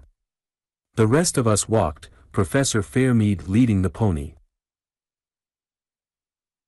It was what should have been a bright summer day, but the smoke from the burning world filled the sky, through which the sun shone murkily, a dull and lifeless orb, blood-red and ominous. But we had grown accustomed to that blood-red sun. With the smoke it was different. It bit into our nostrils and eyes, and there was not one of us whose eyes were not bloodshot. We directed our course to the southeast through the endless miles of suburban residences, traveling along where the first swells of low hills rose from the flat of the central city. It was by this way, only, that we could expect to gain the country. Our progress was painfully slow. The women and children could not walk fast. They did not dream of walking, my grandsons, in the way all people walk today. In truth, none of us knew how to walk. It was not until after the plague that I learned really to walk. So it was that the pace of the slowest was the pace of all, for we dared not separate on account of the prowlers. There were not so many now of these human beasts of prey. The plague had already well diminished their numbers, but enough still lived to be a constant menace to us. Many of the beautiful residences were untouched by fire, yet smoking ruins were everywhere. The prowlers, too, seemed to have got over their insensate desire to burn, and it was more rarely that we saw houses freshly on fire. Several of us scouted among the private garages in search of motor cars and gasoline. But in this we were unsuccessful. The first great flights from the cities had swept all such utilities away. Calgon, a fine young man, was lost in this work. He was shot by prowlers while crossing a lawn. Yet this was our only casualty, though, once, a drunken brute deliberately opened fire on all of us. Luckily, he fired wildly, and we shot him before he had done any hurt. At Fruitvale, still in the heart of the magnificent residence section of the city, the plague again smote us. Professor Fairmead was the victim. Making signs to us that his mother was not to know, he turned aside into the grounds of a beautiful mansion. He sat down forlornly on the steps of the front veranda, and I, having lingered, waved him a last farewell. That night, several miles beyond Fruitvale and still in the city, we made camp. And that night we shifted camp twice to get away from our dead. In the morning there were 30 of us. I shall never forget the president of the faculty. During the morning's march his wife, who was walking, betrayed the fatal symptoms, and when she drew aside to let us go on, he insisted on leaving the motor car and remaining with her. There was quite a discussion about this, but in the end we gave in. It was just as well, for we knew not which ones of us, if any, might ultimately escape. That night, the second of our march, we camped beyond Haywoods in the first stretches of country. And in the morning there were 11 of us that lived. Also, during the night, What Hope, the professor with the wounded leg, deserted us in the motor car. He took with him his sister and his mother and most of our tinned provisions. It was that day, in the afternoon, while resting by the wayside, that I saw the last airship I shall ever see. The smoke was much thinner here in the country, and I first sighted the ship drifting and veering helplessly at an elevation of 2,000 feet. What had happened I could not conjecture, but even as we looked we saw her bow dip down lower and lower. Then the bulkheads of the various gas chambers must have burst, for, quite perpendicular, she fell like a plummet to the earth. And from that day to this I have not seen another airship. Often and often, during the next few years, I scanned the sky for them, hoping against hope that somewhere in the world civilization had survived. But it was not to be. What happened with us in California must have happened with everybody everywhere. Another day, and at Niles there were 3 of us.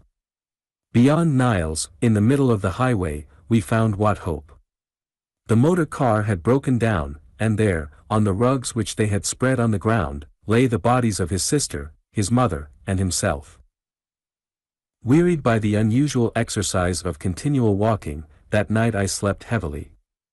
In the morning I was alone in the world. Canfield and Parsons, my last companions, were dead of the plague.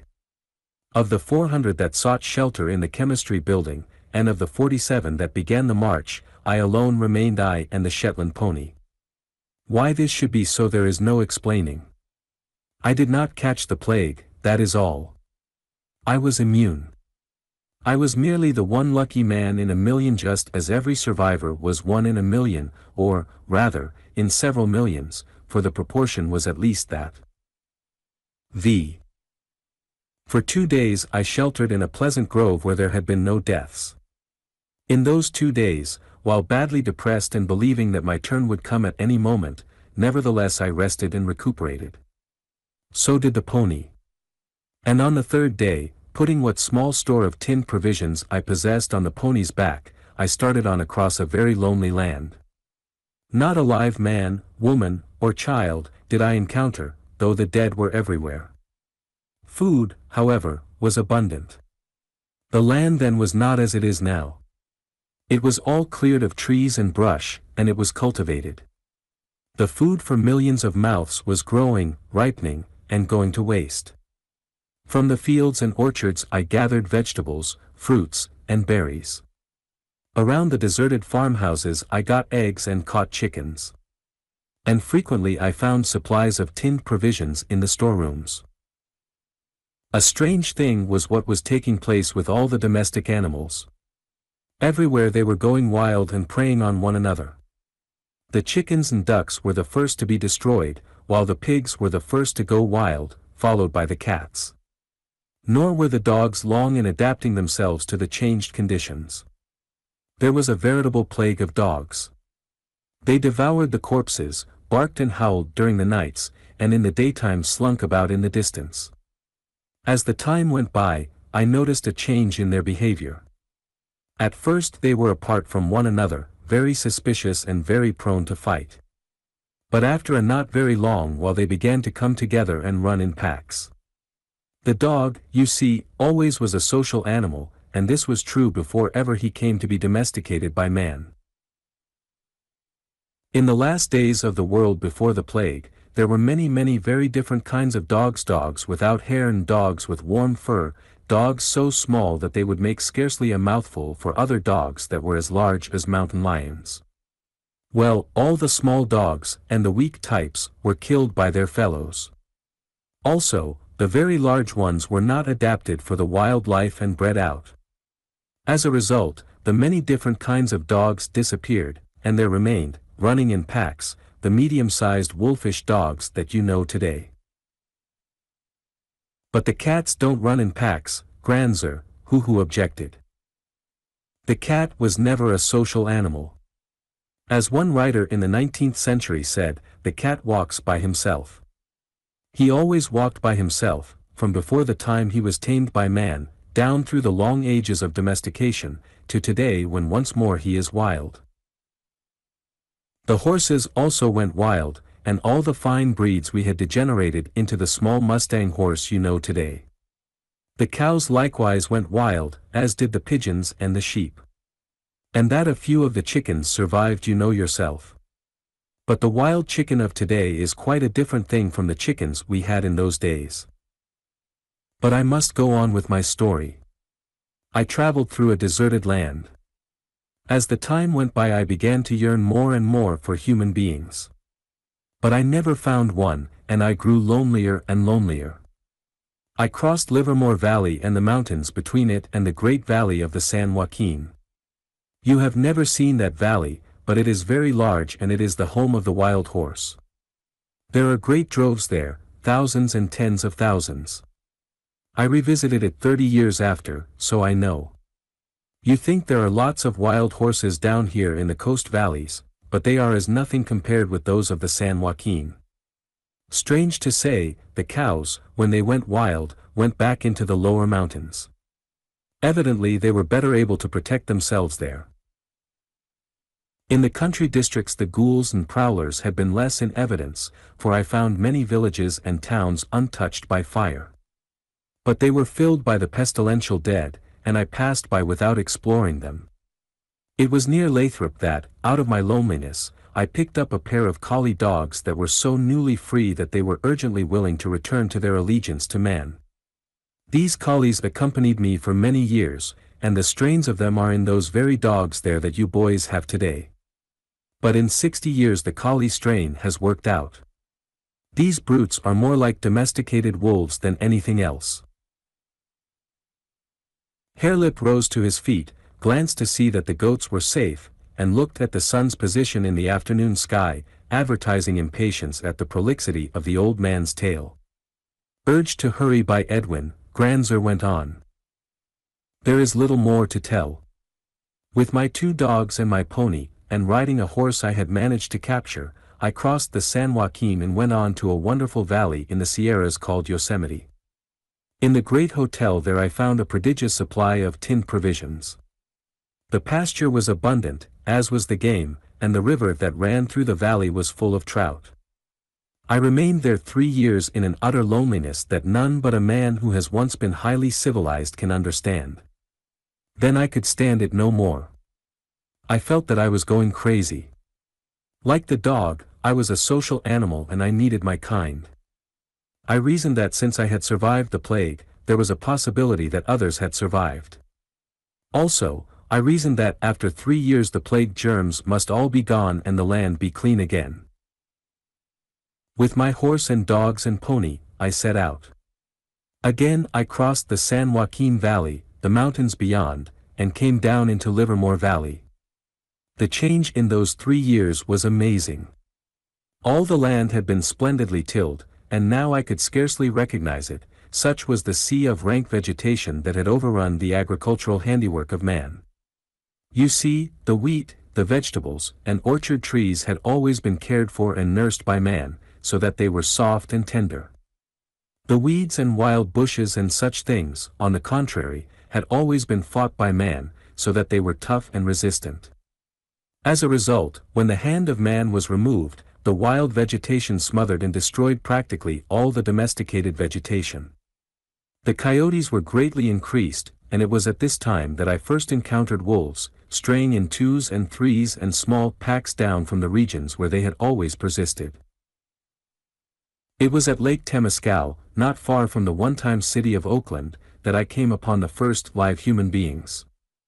Oh, my grandsons, how can I describe to you my emotion, when, astride my horse and dropping down the hillside to the lake, I saw the smoke of a campfire rising through the trees. Almost did my heart stop beating. I felt that I was going crazy. Then I heard the cry of a human babe. And dogs barked, and my dogs answered. I did not know but what I was the one human alive in the whole world. It could not be true that here were other smoke, and the cry of a babe.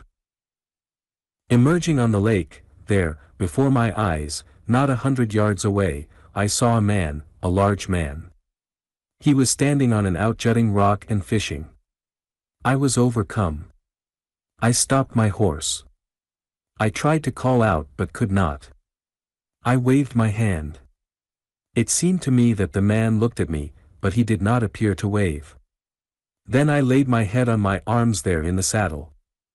I was afraid to look again, for I knew it was an hallucination, and I knew that if I looked the man would be gone. And so precious was the hallucination, that I wanted it to persist yet a little while. I knew, too, that as long as I did not look it would persist. Thus I remained, until I heard my dogs snarling, and a man's voice. What do you think the voice said? I will tell you. It said, "Where in hell did you come from?" Those were the words, the exact words. That was what your other grandfather said to me, Hare-Lip, when he greeted me there on the shore of Lake Temescal 57 years ago. And they were the most ineffable words I have ever heard. I opened my eyes, and there he stood before me, a large, dark, hairy man, heavy-jawed, slant-browed, fierce-eyed. How I got off my horse I do not know. But it seemed that the next I knew I was clasping his hand with both of mine and crying. I would have embraced him, but he was ever a narrow-minded, suspicious man, and he drew away from me. Yet did I cling to his hand and cry. Granser's voice faltered and broke at the recollection, and the weak tears streamed down his cheeks while the boys looked on and giggled. Yet did I cry, he continued, and desire to embrace him, though the chauffeur was a brute, a perfect brute, the most abhorrent man I have ever known. His name was, strange, how I have forgotten his name. Everybody called him chauffeur, it was the name of his occupation, and it stuck. That is how, to this day, the tribe he founded is called the chauffeur tribe. He was a violent, unjust man. Why the plague germs spared him I can never understand.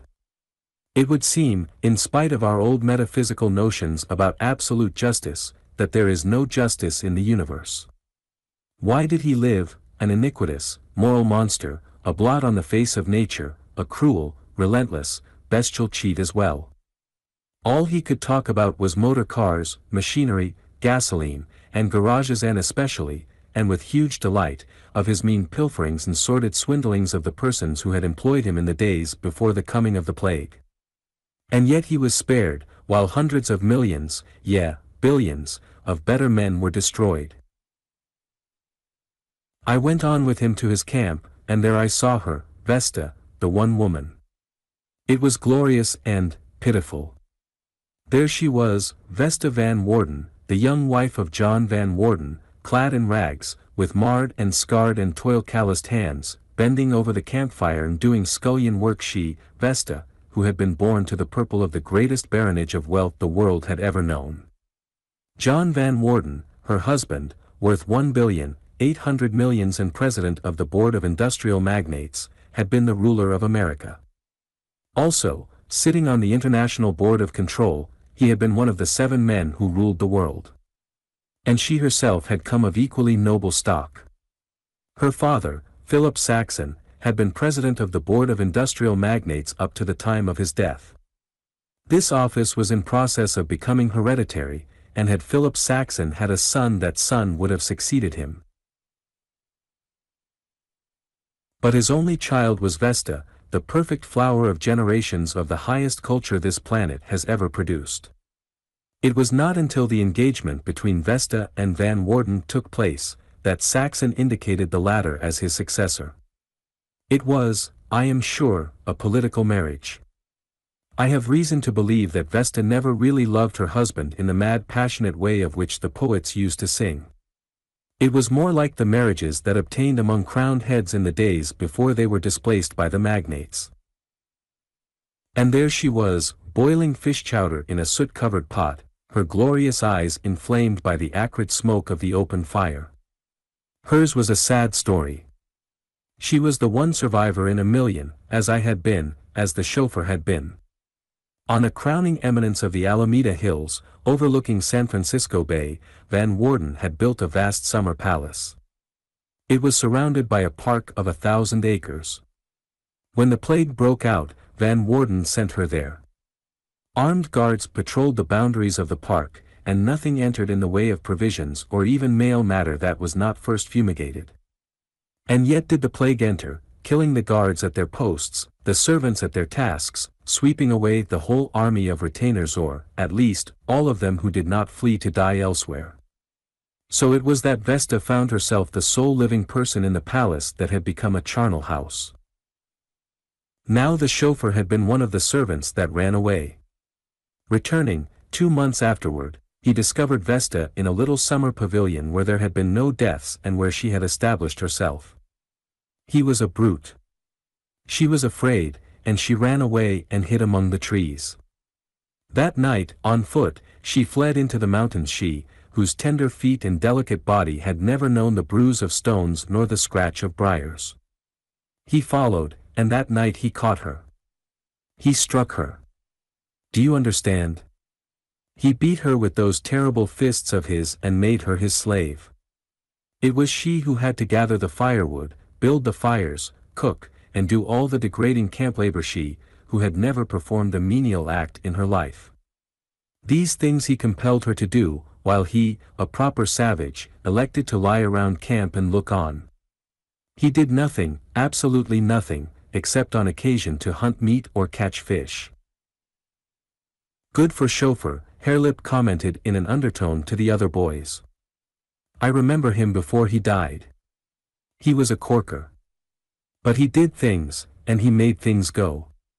You know, Dad married his daughter, and you ought to see the way he knocked the spots out of Dad.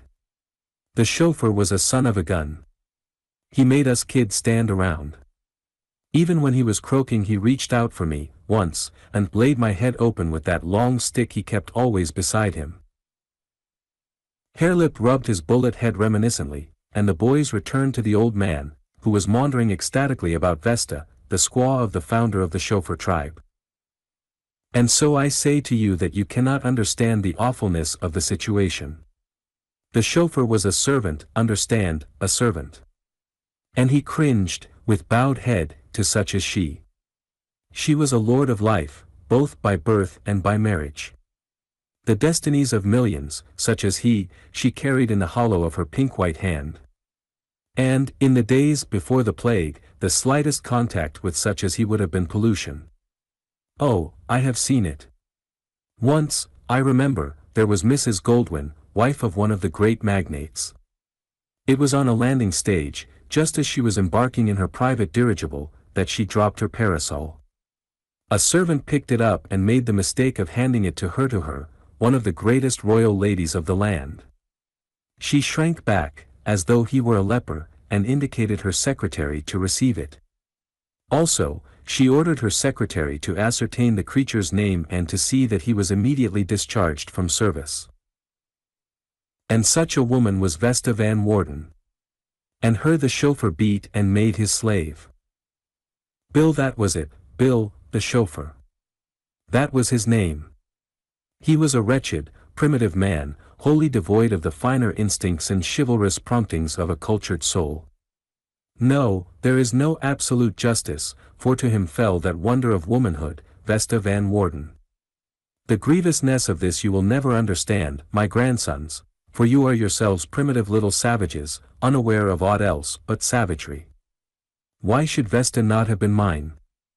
I was a man of culture and refinement, a professor in a great university. Even so, in the time before the plague, such was her exalted position, she would not have deigned to know that I existed. Mark, then, the abysmal degradation to which she fell at the hands of the chauffeur. Nothing less than the destruction of all mankind had made it possible that I should know her, look in her eyes, converse with her, touch her hand and love her and know that her feelings toward me were very kindly. I have reason to believe that she, even she, would have loved me, there being no other man in the world except the chauffeur. Why, when it destroyed 8 billions of souls, did not the plague destroy just one more man, and that man the chauffeur? Once, when the chauffeur was away fishing, she begged me to kill him. With tears in her eyes she begged me to kill him. But he was a strong and violent man, and I was afraid. Afterwards, I talked with him. I offered him my horse, my pony, my dogs, all that I possessed, if he would give Vesta to me. And he grinned in my face and shook his head. He was very insulting. He said that in the old days he had been a servant, had been dirt under the feet of men like me and of women like Vesta, and that now he had the greatest lady in the land to be servant to him and cook his food and nurse his brats. You had your day before the plague, he said, but this is my day, and a damned good day it is. I wouldn't trade back to the old times for anything. Such words he spoke, but they are not his words. He was a vulgar, low-minded man, and vile oaths fell continually from his lips. Also, he told me that if he caught me making eyes at his woman he'd wring my neck and give her a beating as well. What was I to do? I was afraid. He was a brute. That first night, when I discovered the camp, Vesta and I had great talk about the things of our vanished world. We talked of art, and books, and poetry, and the chauffeur listened and grinned and sneered.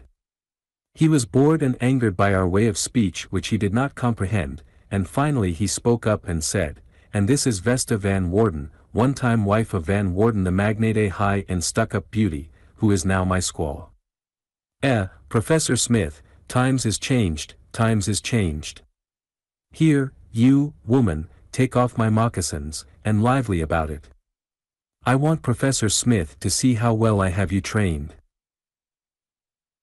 I saw her clench her teeth, and the flame of revolt rise in her face. He drew back his gnarled fist to strike, and I was afraid, and sick at heart. I could do nothing to prevail against him. So I got up to go, and not be witness to such indignity. But the chauffeur laughed and threatened me with a beating if I did not stay and behold. And I sat there, perforce, by the campfire on the shore of Lake Temescal, and saw Vesta Van Worden, kneel and remove the moccasins of that grinning, hairy, ape-like human brute. Oh, you do not understand, my grandsons. You have never known anything else, and you do not understand. Halter broke and bridle wise, the chauffeur gloated, while she performed that dreadful, menial task. A trifle bulky at times, Professor, a trifle bulky, but a cloud alongside the jaw makes her as meek and gentle as a lamb. And another time he said, we've got to start all over and replenish the earth and multiply. You're handicapped, Professor. You ain't got no wife, and we're up against a regular Garden of Eden proposition. But I ain't proud. I'll tell you what, Professor. He pointed at their little infant, barely a year old. There's your wife, though you'll have to wait till she grows up. It's rich, ain't it? We're all equals here, and I'm the biggest toad in the splash. But I ain't stuck up, not I. I do you the honor, Professor Smith, the very great honor of betrothing to you my Vesta Van Worden's daughter. Ain't it cussed bad that Van Worden ain't here to see? 6. I lived 3 weeks of infinite torment there in the chauffeur's camp. And then, one day, tiring of me, or of what to him was my bad effect on Vesta, he told me that the year before, wandering through the Contra Costa Hills to the Straits of Carquinez, across the straits he had seen a smoke. This meant that there were still other human beings, and that for 3 weeks he had kept this inestimably precious information from me. I departed at once, with my dogs and horses, and journeyed across the Contra Costa Hills to the straits. I saw no smoke on the other side, but at Port Costa discovered a small steel barge on which I was able to embark my animals. Old canvas which I found served me for a sail, and a southerly breeze fanned me across the straits and up to the ruins of Vallejo. Here, on the outskirts of the city, I found evidences of a recently occupied camp. Many clamshells showed me why these humans had come to the shores of the bay. This was the Santa Rosa tribe, and I followed its track along the old railroad right-of-way across the salt marshes to Sonoma Valley. Here, at the old brickyard at Glen Ellen, I came upon the camp. There were 18 souls all told. 2 were old men, one of whom was Jones, a banker. The other was Harrison, a retired pawnbroker, who had taken for wife the matron of the state hospital for the insane at Napa. Of all the persons of the city of Napa, and of all the other towns and villages in that rich and populous valley, she had been the only survivor. Next, there were the 3 young men Cardiff and Hale, who had been farmers, and Wainwright, a common day laborer. All 3 had found wives. To Hale, a crude, illiterate farmer, had fallen Isidore, the greatest prize, next to Vesta, of the women who came through the plague. She was one of the world's most noted singers, and the plague had caught her at San Francisco. She has talked with me for hours at a time, telling me of her adventures, until, at last, rescued by Hale in the Mendocino Forest Reserve, there had remained nothing for her to do but become his wife. But Hale was a good fellow, in spite of his illiteracy. He had a keen sense of justice and right dealing, and she was far happier with him than was Vesta with the chauffeur. The wives of Cardiff and Wainwright were ordinary women, accustomed to toil with strong constitutions, just the type for the wild new life which they were compelled to live. In addition were 2 adult idiots from the feeble-minded home at Eldredge, and 5 or 6 young children and infants born after the formation of the Santa Rosa tribe. Also, there was Bertha. She was a good woman, Hare-Lip, in spite of the sneers of your father. Her I took for wife. She was the mother of your father, Edwin, and of yours, hoo-hoo. And it was our daughter, Vera, who married your father, Hare-Lip your father, Sando, who was the oldest son of Vesta Van Warden and the chauffeur. And so it was that I became the 19th member of the Santa Rosa tribe. There were only 2 outsiders added after me. One was Munger's son, descended from the magnates, who wandered alone in the wilds of Northern California for 8 years before he came south and joined us. He it was who waited 12 years more before he married my daughter, Mary. The other was Johnson, the man who founded the Utah tribe. That was where he came from, Utah, a country that lies very far away from here, across the great deserts, to the east. It was not until 27 years after the plague that Johnson reached California. In all that Utah region he reported but 3 survivors, himself one, and all men. For many years these 3 men lived and hunted together, until, at last, desperate, fearing that with them the human race would perish utterly from the planet, they headed westward on the possibility of finding women survivors in California. Johnson alone came through the great desert, where his 2 companions died. He was 46 years old when he joined us, and he married the 4th daughter of Isidore and Hale, and his eldest son married your aunt, Hare-Lip, who was the 3rd daughter of Vesta and the chauffeur. Johnson was a strong man, with a will of his own. And it was because of this that he seceded from the Santa Rosans and formed the Utah tribe at San Jose. It is a small tribe, there are only 9 in it, but, though he is dead, such was his influence and the strength of his breed, that it will grow into a strong tribe and play a leading part in the re-civilization of the planet. There are only 2 other tribes that we know of, the Los Angelitos and the Carmelitos. The latter started from 1 man and woman. He was called Lopez, and he was descended from the ancient Mexicans and was very black. He was a cowherd in the ranges beyond Carmel, and his wife was a maidservant in the great Del Monte Hotel. It was 7 years before we first got in touch with the Los Angelitos. They have a good country down there, but it is too warm. I estimate the present population of the world at between 350 and 400, provided, of course, that there are no scattered little tribes elsewhere in the world. If there be such, we have not heard from them. Since Johnson crossed the desert from Utah, no word nor sign has come from the east or anywhere else. The great world which I knew in my boyhood and early manhood is gone. It has ceased to be. I am the last man who was alive in the days of the plague and who knows the wonders of that far-off time. We, who mastered the planet its earth, and sea, and sky and who were as very gods, now live in primitive savagery along the watercourses of this California country. But we are increasing rapidly. Your sister, Hare-Lip, already has 4 children. We are increasing rapidly and making ready for a new climb toward civilization. In time, pressure of population will compel us to spread out, and 100 generations from now we may expect our descendants to start across the Sierras, oozing slowly along, generation by generation, over the great continent to the colonization of the East. A new Aryan drift around the world. But it will be slow, very slow. We have so far to climb. We fell so hopelessly far. If only one physicist or one chemist had survived. But it was not to be, and we have forgotten everything. The chauffeur started working in iron. He made the forge which we use to this day. But he was a lazy man, and when he died he took with him all he knew of metals and machinery. What was I to know of such things?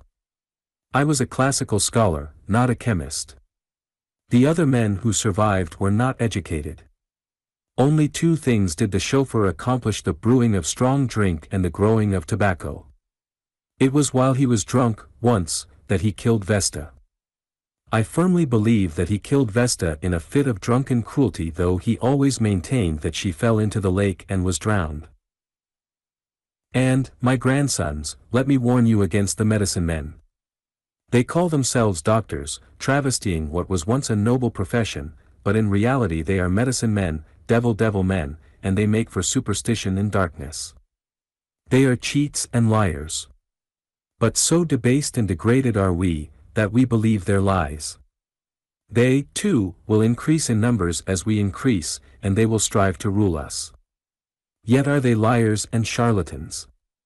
Look at young Cross-Eyes, posing as a doctor, selling charms against sickness, giving good hunting, exchanging promises of fair weather for good meat and skins, sending the death stick, performing 1,000 abominations. Yet I say to you, that when he says he can do these things, he lies. I, Professor Smith, Professor James Howard Smith, say that he lies. I have told him so to his teeth. Why has he not sent me the death stick? Because he knows that with me it is without avail. But you, Hare-Lip, so deeply are you sunk in black superstition that did you awake this night and find the death stick beside you, you would surely die.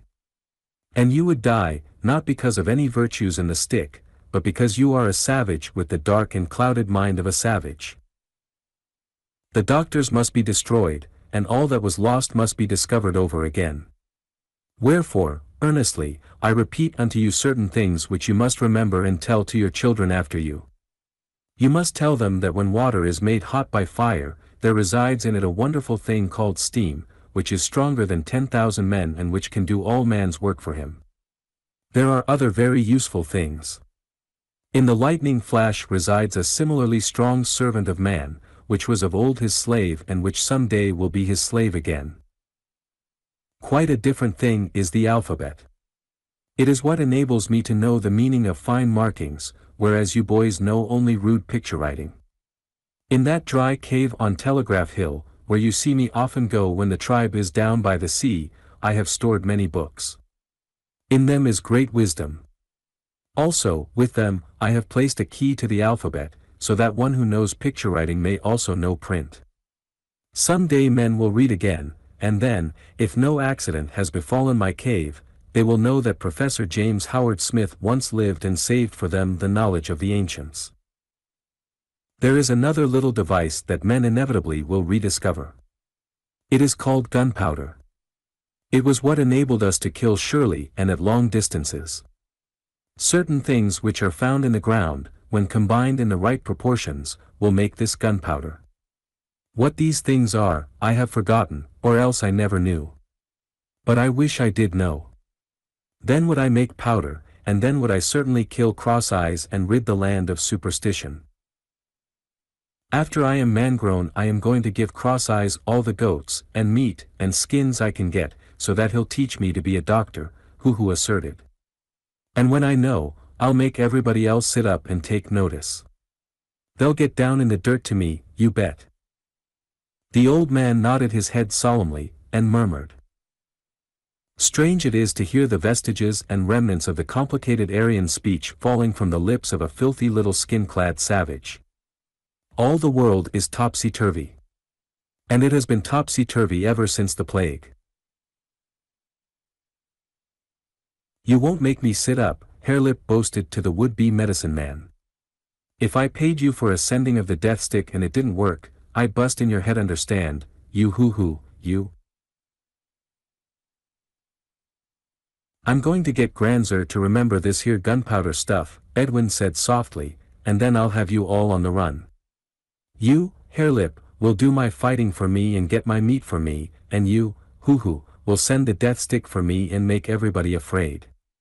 And if I catch Hare-Lip trying to bust your head, hoo-hoo, I'll fix him with that same gunpowder.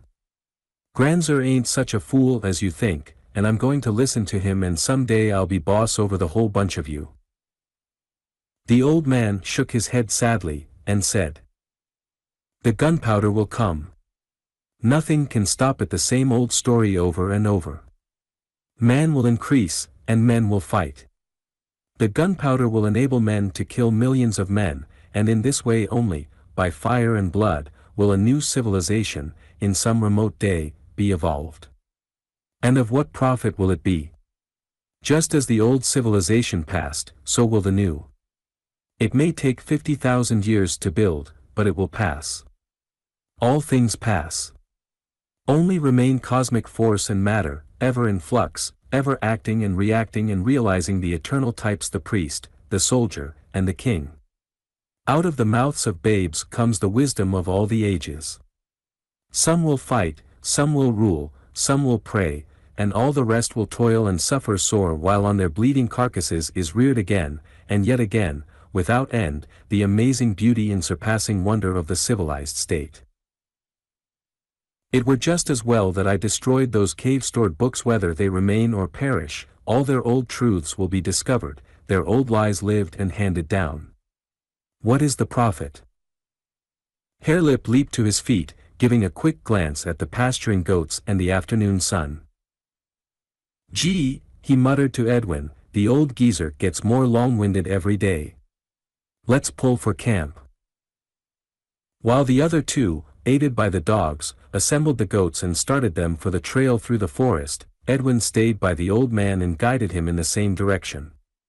When they reached the old right-of-way, Edwin stopped suddenly and looked back. Hare-Lip and hoo-hoo and the dogs and the goats passed on.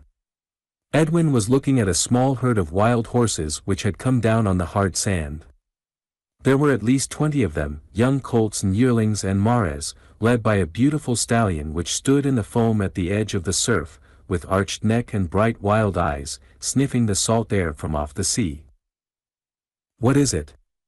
Granser queried. "Horses," was the answer.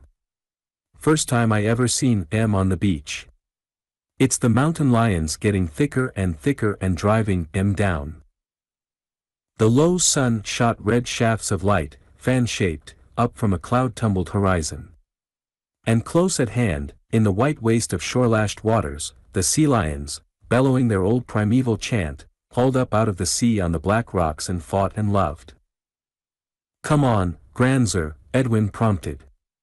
And old man and boy, skin-clad and barbaric, turned and went along the right-of-way into the forest in the wake of the goats.